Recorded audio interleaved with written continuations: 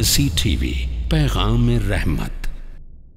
کہ سورہ فاتحہ کے اندر نبی صلی اللہ علیہ وسلم نے اس کی اہمیت اور فضیلت کے حوالے سے کچھ باتیں بتائیں۔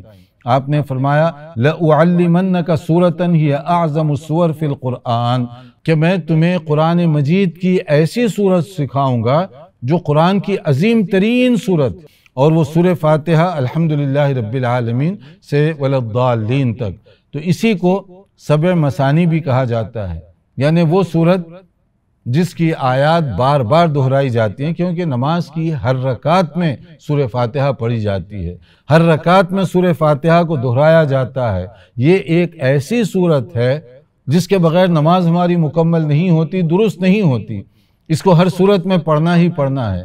تو اس لحاظ سے آپ سمجھ سکتے ہیں کہ یہ کتنی عظمتوں والی سورت ہے۔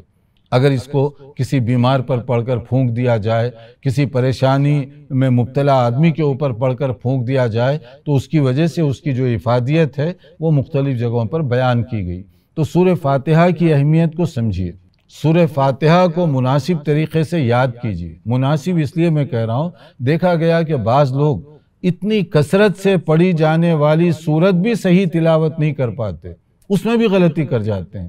تو اس کے لیے صحیح تلاوت یہ بھی بہت زیادہ ضروری ہے، کیونکہ ہم بار بار پڑھ رہے ہیں، نماز کی ہر رکعت میں اس کو دہرایا جا رہا ہے۔ اگر اس سورت کے اندر یا اس کے پڑھنے میں ہم سے غلطی ہو رہی ہو تو پھر ہم نماز کیسے پڑھیں گے، دوسری صورتیں کیسی پڑھیں گے؟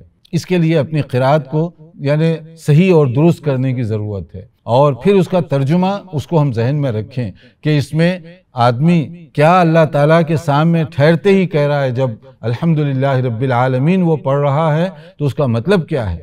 کیونکہ ہم مطلب کو ذہن میں رکھتے ہوئے جب نماز پڑھیں گے تو پھر آپ دیکھیں گے کہ خشوع کی کیفیت بھی طاری ہوگی، نماز میں روحانیت بھی پیدا ہوگی۔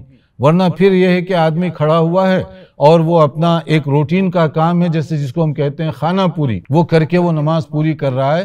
تو اس کے لیے بہتر یہ ہے کہ اس کو ترجمے سے بھی ہمارے بھائی اور بہنوں سے ہماری گزارش ہے کہ اس کو ترجمہ اور تفسیر کے ساتھ پڑھیں، سمجھیں۔